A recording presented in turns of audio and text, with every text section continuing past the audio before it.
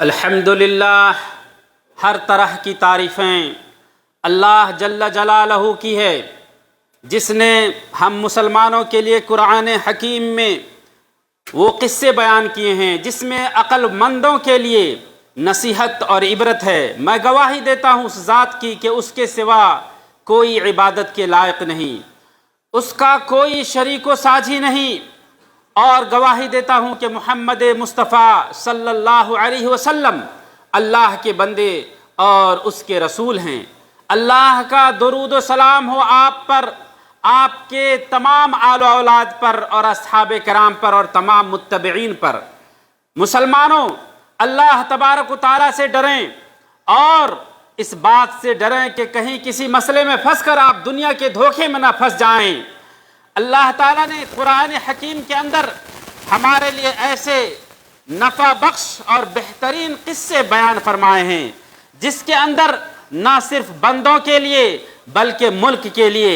مجتمع کے لیے، دین کے لیے اور تمام انسانیت کے لیے نفع ہے، جس قصے کا اثر ہر نفس بشریت پر ہوتا ہے اگر اس کو اچھے طریقے سے سنا جائے اور سمجھا جائے۔ اور اللہ تعالیٰ نے ایسا کیوں نہ ہو جبکہ اللہ تعالیٰ نے ان قصوں کے بیان کرنے کا مقصد بیان کیا۔ اللہ تعالیٰ نے فرمایا وَتِلْكَ الْأَمْثَالُ نَضْرِبُهَا لِلنَّاسِ لَعَلَّهُمْ يَتَفَكَّرُونَ، اور یہ قرآن کریم کے جو قصے ہیں ہم نے لوگوں کے لیے بیان کیے ہیں تاکہ لوگ متفکر بنیں، سوچ سمجھ کر کے کام کریں، کسی بھی فتنہ اور آزمائش کے سامنے اپنے آپ کو پائے، مواجہہ کرے اس کا، تو چاہیے کہ قرآن کریم کے عبرت والے قصے کو ذرا سوچیں اور سمجھیں، پڑھیں اور اس کے اعتبار سے کام کریں۔ میں آج آپ حضرات کے سامنے بنی اسرائیل کی بستیوں کے ایک بستی والے کے قصے کے بارے میں بیان کرنے جا رہا ہوں، جنہوں نے سنیچر والے دن کے اندر، جس کے اندر ان کی شریعت میں تورات کے اندر ممانعت تھی کہ اس شنیچر کے دن مچھلی کا شکار کریں۔ میرے دوستو، وہ قوم جو سمندر کے ساحل کے کنارے اپنا بود و باش رکھتی تھی اور ان کا کاروبار، ان کے روزی روٹی کا بندوبست سب مچھلی کے شکار سے ہوتا تھا، اور چنانچہ تورات کے اندر یہ ممانعت تھی کہ وہ سنیچر کے دن کوئی شکار کریں بلکہ اللہ کی بندگی میں لگے رہیں۔ دوستو، لیکن وہ مجتمع تمام طرح کے لوگوں پر مشتمل تھی، چنانچہ ان کے اندر علماء صالحین بھی تھے، مخلصین بھی تھے اور فاسدین بھی تھے، فتنہ پرور لوگ بھی تھے۔ چنانچہ اللہ تبارک و تعالیٰ نے قرآن کریم کے اندر ان لوگوں کا ذکر یوں فرمایا ہے وَاسْأَلْهُمْ عَنِ الْقَرْيَةِ الَّتِي كَانَتْ حَاضِرَةَ الْبَحْرِ، اے رسول اللہ صلی اللہ علیہ وسلم آپ ان لوگوں سے پوچھئے،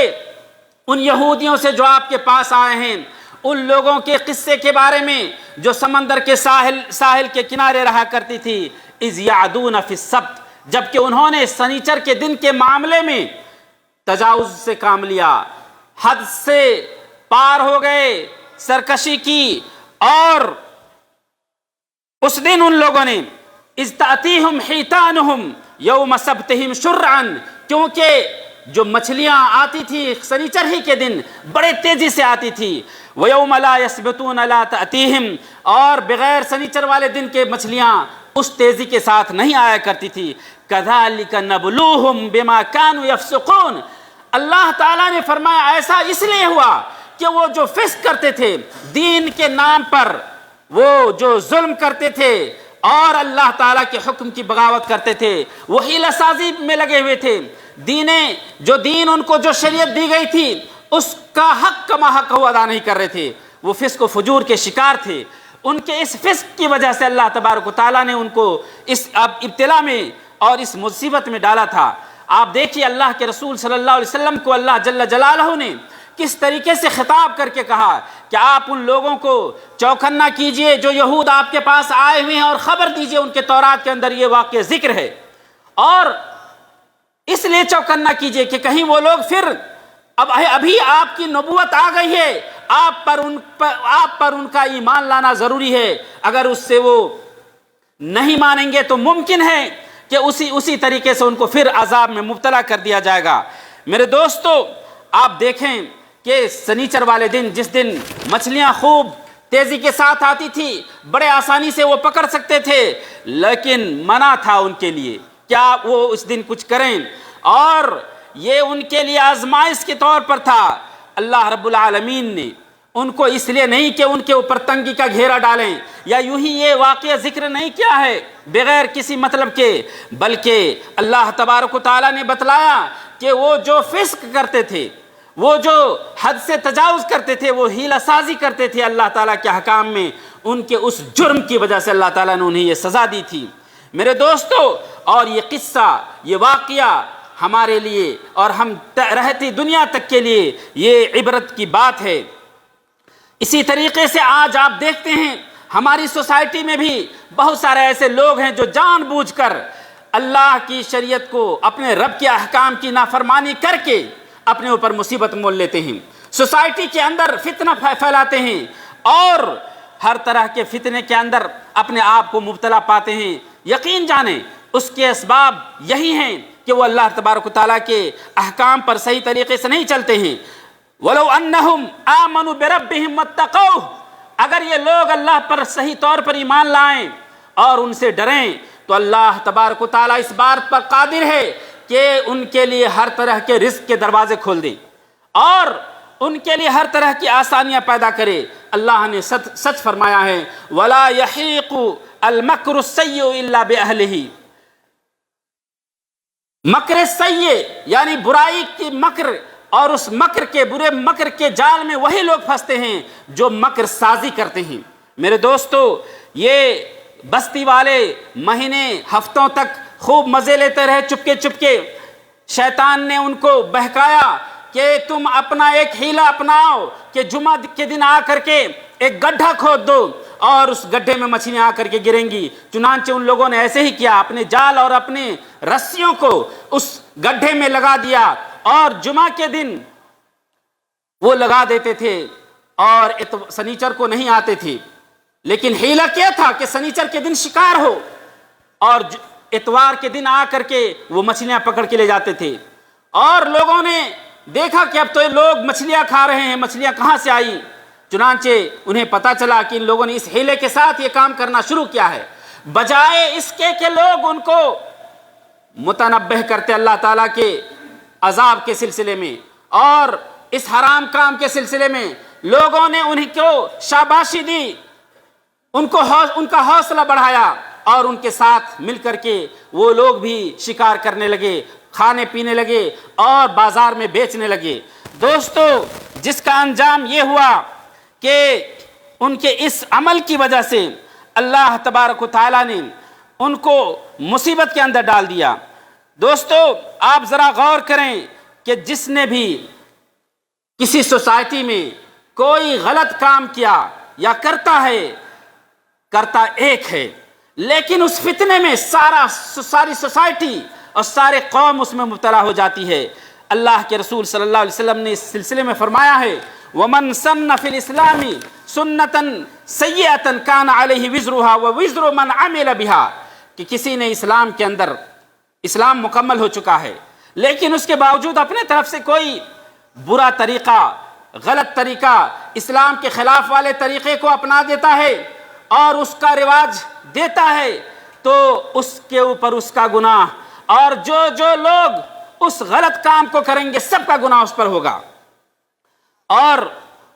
اس کے گناہ میں ذرہ برابر کمی نہیں آئے گی۔ نبی اکرم صلی اللہ علیہ وسلم کی فرمان ہے اور یہ ہم مسلمانوں کے لیے ہدایت ہے، ان من الناس مفاتیح للخیر، لوگوں میں کچھ لوگ یقیناً ہوتے ہیں جو ہر بھلائی کے دروازے کے کھولنے کا سبب بنتے ہیں، وَإِنَّ مِنَ النَّاسِ مَفَاتِيحَ لِلشَّرِّ، وہیں پر دوسری جانب کچھ لوگ ہوتے ہیں جو برائیوں کے دروازوں کو کھولنے والے ہوتے ہیں، مغاليق للشر اور للخیر، اور خیر کے دروازے کو بند کرنے والے ہوتے ہیں۔ فَطُوبَى لِمَنْ جَعَلَ اللَّهُ عَلَى يَدَيْهِ مَفَاتِيحَ الْخَيْرِ، تو خوشخبری ہو ان لوگوں کے لیے جن کے ہاتھ پر اللہ تبارک و تعالیٰ نے خیر کے دروازہ کے کھولنا لکھ دیا ہے، جو سبب ہیں جو چابی بنتے ہیں خیر کے کام کا، ان کے لیے خوشخبری ہے، اور بربادی ہے ان کے لیے جو کسی بھی برائی کے دروازے کے کھولنے کا سبب بنتے ہیں۔ اللہ رب العالمین سے دعا کریں، حسبنا اللہ ونعم الوکیل، نعم المولا ونعم النصیر۔ میرے دوستو، دنیا میں بہت سارے مفتونین فاسدین ہیں، ان کے فساد سے اللہ رب العالمین ممکن ہے ہمیں اس دعا کی وجہ سے بچائے گا۔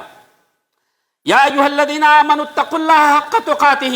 ولا تموتن الا وانتم مسلمون۔ کیا اللہ تعالیٰ نے یہ نصیحت نہیں کی ہے ہمیں کہ مسلمانوں اللہ تعالیٰ سے ایسے ڈرو جس طرح سے ڈرنے کا حق ہے، اور تمہیں اس وقت تک موت نہیں آنی چاہیے درا حال یہ کہ تم پورے طور پر اپنے آپ کو اللہ تعالیٰ کے حوالے نہ کر دو۔ مسلمانوں، ہم نے سنیچر کے دن تجاوز کرنے والی قوم کے قصے کے بارے میں جو عبرت حاصل کیا ہے، جس کے بارے میں آپ کو یہ خیال ہوگا کہ کیا وہاں سب کے سب بدترین لوگ تھے، نافرمان ہی لوگ تھے؟ نہیں، یقیناً وہاں نیکوکار لوگ بھی تھے۔ تو ان کا کیا حال تھا؟ سنیے، اللہ تعالیٰ نے فرمایا وَإِذْ قَالَتْ أُمَّةٌ مِّنْهُمْ لِمَ تَعِظُونَ قَوْمًا اللَّهُ مُهْلِكُهُمْ أَوْ مُعَذِّبُهُمْ۔ اور انہی میں سے ایک گروہ نے جب ان سے کہا کہ کیوں تم لوگ ایسی قوم کو نصیحت کرنے کے لیے چلے ہو جس سے یقیناً اللہ تعالیٰ ہلاک کرے گا، او معذبہم عذابا شدیدا، یا انہیں سخت ترین عذاب میں مبتلا کرے گا۔ یعنی ایک قوم جو علماء کی صالحین کی تھی، ان نافرمان کو روکنے کے لیے اٹھے اور انہیں اللہ کی اس نافرمانی سے روکا، تو دوسرے نیکوکار لوگ جن کے دل کے اندر نیکی کا جذبہ تو تھا لیکن برائی سے روکنے کا جذبہ نہیں تھا، امر بالمعروف اور نہی عن المنکر کے کام کے سلسلے میں ان کی کوئی توجہ نہیں تھی، ان کے سلسلے میں آپ سنیے اللہ تعالیٰ نے حکایت بیان کی کہ جب نیکوکار لوگ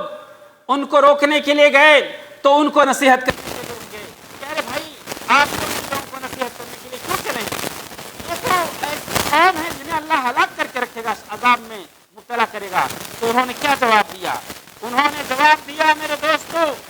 کہ معذرۃ قالوا معذرۃ الی ربکم، انہوں نے کہا کہ کم سے کم ہم اللہ کے پاس اپنا عذر تو پیش کر سکیں گے، یا اللہ میں نے ان لوگوں کے تیرے نافرمانی سے روکا تھا، وَلَعَلَّهُمْ يَتَّقُونَ، ہو سکتا ہے کہ وہ ڈر بھی جائیں اور تقویٰ اختیار کر لیں، اللہ کی راہ پر آ جائیں۔ فَلَمَّا نَسُوا مَا ذُكِّرُوا بِهِ أَنجَيْنَا الَّذِينَ يَنْهُونَ عَنِ السُّوءِ، لیکن جب ان کو جن باتوں سے نصیحت کی گئی تھی بھلا دیا بدترین لوگوں نے، تو اللہ نے فرمایا ہم نے ان لوگوں کو نجات دے دیا جنہوں نے برائی سے روکنے کا کام کیا۔ اور وَأَخَذْنَا الَّذِينَ ظَلَمُوا بِعَذَابٍ بَئِيسٍ بِمَا كَانُوا يَفْسُقُونَ، اور جو لوگ ظالم تھے، اللہ کے نافرمان تھے، ان کو بدترین عذاب میں گھیر لیا۔ میرے دوستو، آپ یقین جانیں کہ اس قصے کے اندر ہم تمام لوگوں کے لیے نصیحت ہے۔ تین گروہ کے لوگ اس میں نظر آتے ہیں۔ ایک تو عام لوگ جو شیطان کے حیلے کے اندر پھنسا اور بڑے ہی شوق ذوق کے ساتھ اس برائی کو کرنے لگے اور اعلانیہ کرنے لگے،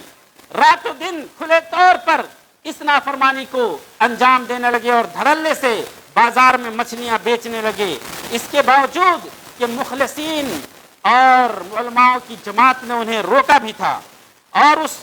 برائی کے اندر اللہ کی اس نافرمانی میں وہ غرق ہو گئے۔ تو یہ وہ گروہ ہے جن کا حال، جن کی نکبت اور جن کی مصیبت اس حد تک پہنچی ہے جس کا ذکر اللہ تعالیٰ نے یوں فرمایا فَلَمَّا عَتَوْا عَمَّا نُهُوا عَنْهُ قُلْنَا لَهُمْ كُونُوا قِرَدَةً خَاسِئِينَ، جب ان لوگوں نے حد سے تجاوز کیا، مصلحین کی بات پر کان نہیں دھرا، مصلحین کی باتوں کو نہیں سنا، تو کیا کہا اللہ نے؟ جب مصلحین کی باتوں کو انہوں نے ٹھکرایا تو ہم نے ان سے کہا جاؤ بندر بن جاؤ، کونوا قردۃ خاسئین، ذلیل ترین بندر ہو جاؤ۔ ذرا اندازہ کریں اللہ تعالیٰ ہر چیز پر قادر ہے۔ میرے دوستو، شیخ سعدی رحمۃ اللہ علیہ کہتے ہیں کہ جب ان کے دل سخت ہو گئے اور نصیحت کے بارے میں ان کا دل نرم نہیں پڑا، انہوں نے نصیحت نہیں حاصل کی، تو اللہ رب العالمین نے انہیں بدترین بندر بنا دیا اور اپنی رحمت سے انہیں دور کر دیا۔ دوسرے قسم کے لوگ وہ ہیں جو علماء، مخلصین اور امر بالمعروف بھلائی کا حکم دینے والے لوگوں کا گروہ تھا۔ جب ان سے کہا گیا تو انہوں نے جواب دیا تھا قالوا معذرۃ الی ربکم، ارے کم سے کم ہم اللہ کے پاس عذر تو بیان کر سکیں گے کہ یا اللہ ہم ہاتھ پر ہاتھ دھرے بیٹھے نہیں تھے، ہمارے اندر غیرت جاگی کہ تیری نافرمانی ہو رہی ہے اور ہم اٹھ کر کے ان کا ہاتھ پکڑنے کی کوشش کیے، اور ہم نے اپنے جو ہمارے اوپر واجب بات تھی اس کو ہم نے ادا کیا، اور نہیں بھی تو کم سے کم لعلہم یتقون، ہم مایوس کیوں ہیں؟ ارے ہو سکتا ہے نصیحت کریں گے تو وہ تقوی شعار ہو جائیں۔ اور اللہ کے رسول نے کیا خوب فرمایا ہے، ان قلوب بنی آدم بین اصبعین من اصابع الرحمن، کہ بنی آدم کے دل اللہ تعالیٰ کے 2 انگلیوں کے بیچ ہے، جدھر چاہتا ہے ادھر پھیرتا ہے۔ یعنی اللہ تبارک و تعالیٰ کسی ذریعے سے، کسی سبب سے، نافرمان سے نافرمان اور ظالم سے ظالم بندے کو، انسان کو اس کی حالت بدل سکتا ہے، اور اللہ تعالیٰ اس کو تقوی کی اور اپنے فرما برداری کی ہدایت دے سکتا ہے۔ میرے دوستو، فلما نسوا ما ذکروا به انجینا الذین ینہون عن السوء، تو ان لوگوں کا انجام جو بھلائی کا حکم دیتے رہے، ان کا کیا ہوا؟ اللہ تعالیٰ نے ان کو نجات دیا۔ کیونکہ ان بھولے بھٹکے ہوئے لوگوں کو یا ان سرکش لوگوں کو جب انہوں نے روکا، منع کیا، تو یہی حق ہے کہ اللہ نے جو دین اور شریعت ہمیں دی ہے اس پر عمل کریں، اور عمل کرنا کافی نہیں ہے، بلکہ اگر آپ اس شریعت کے مخالف کوئی کام سوسائٹی میں، ملک میں ہوتا ہوا دیکھ رہے ہیں، تو واجب ہمارے اوپر ہے کہ ہم اللہ تبارک و تعالیٰ کے اس دین کو عام کرنے کے لیے، نشر کرنے کے لیے اٹھیں، اور نافرمانی والے اور منکر کام سے روکنے کی ہر طرح کی جتن کریں۔ تیسرے قسم کے لوگ وہ تھے جو تھے تو نیک، اللہ کے فرما بردار بندے تھے، لیکن ان کے دل کے اندر کوئی حرکت نہیں جاگی، ان کے جسم پر کوئی جنبش نہیں آئی، ان کے کانوں پر کوئی جوئی نہیں رینگا، اور برائی ہونے دینے کو عام کر دیا، چھوڑ دیا، اور کہا کہ چھوڑو، یہ قوم تو ہے ہی اس لائق کہ اللہ تعالیٰ اسے ہلاک کر دے۔ اللہ تبارک و تعالیٰ نے انہیں بھی، بلکہ سب سے پہلے فرشتے کو حکم دیا کہ اس سے پہلے اس پر عذاب ڈالو۔ فرمایا اللہ تعالیٰ نے، لِمَ تُعْتَعِذُونَ قَوْمًا اللَّهُ مُهْلِكُهُمْ أَوْ مُعَذِّبُهُمْ عَذَابًا شَدِيدًا، کیونکہ انہوں نے جو ظلم کیا تھا وہ ظلم یہ تھا کہ بھلائی کے کام کو ہونے دینے سے وہ روک رہے تھے، اور وہ کہہ رہے تھے کہ ان کو نصیحت کرنے کا کیا فائدہ، یہ بدترین قوم ہیں، لیکن یہ فیصلہ انہوں نے اپنے من سے کیا تھا۔ اللہ تعالیٰ نے کہا، دل کا پھیرنے والا تو مالک ہے، رب ہے، تم کون ہوتے ہو فیصلہ کرنے والے؟ تمہارا کام یہ نہیں ہے، تمہارا کام یہ ہے کہ اللہ کے دین کے احکام کی بجاوری اور فرما برداری کرو، حکم کی تعمیل کرو، اور اس حکم کی طرف دوسروں کی بھی بلاؤ، اور کسی بھی منکر کے اندر کسی کو دیکھو تو ہاتھ سے روکنے کی کوشش کرو، اور ہاتھ سے نہیں ہو سکے فَإِن لَمْ يَسْتَطِعْ فَبِلِسَانِهِ، اپنے زبان سے روکے، وَإِن لَمْ يَسْتَطِعْ فَبِقَلْبِهِ، اور اگر اتنا بھی نہیں ہو سکے تو دل میں تو کم سے کم برا جانے، وَذَلِكَ أَضْعَفُ الْإِيمَانِ، اللہ کے رسول صلی اللہ علیہ وسلم نے فرمایا کہ یہ ایمان کا بہت ہی کمتر درجہ ہے۔ اور من رأى منکرا فلیغیرہ بیدہ، یہ شدت کے ساتھ اللہ کے رسول صلی اللہ علیہ وسلم نے فرمایا، 3 مراحل ذکر کیے۔ کوئی چارہ نہیں ہے کہ آپ بھلائی کا حکم دینے سے اور برائی سے روکنے سے آپ اپنے آپ کو اعراض کریں، ہر حال میں آپ بیدار رہیں، اور اعمال صالحہ کے لیے تو بیدار رہیں ہی، لیکن اعمال صالحہ کی طرف لوگوں کو بلانے کے لیے بھی اس سے کہیں زیادہ بیدار رہیں، ورنہ عذاب اگر آئے گا تو اس عذاب کے اندر اور اس فتنے کے اندر سب کے سب پھنس کر کے رہ جائیں گے۔ میرے دوستو، اس قصے کے سلسلے میں انشاءاللہ اگلے جمعہ کے بارے میں ہم ذکر کریں گے۔ ہم اللہ تعالیٰ سے دعا کرتے ہیں کہ یا الہی، ہم تمام مسلمانوں کو ہر طرح کے فتنے سے بچا، اور ہمیں بھلائی کا حکم دینے والا اور برائی سے روکنے والا بنا، آمین۔